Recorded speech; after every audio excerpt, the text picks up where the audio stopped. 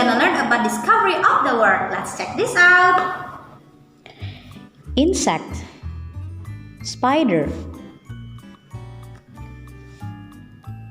Insects has 3 segments: head, thorax, and abdomen. Spiders. Spiders has 2 segments: cephalothorax and abdomen.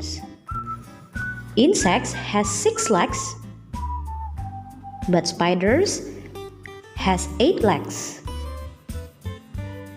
All insects has antennas, and some of them have wings. But spiders don't have it all. Insects can chew their food, but spider cannot chew their food.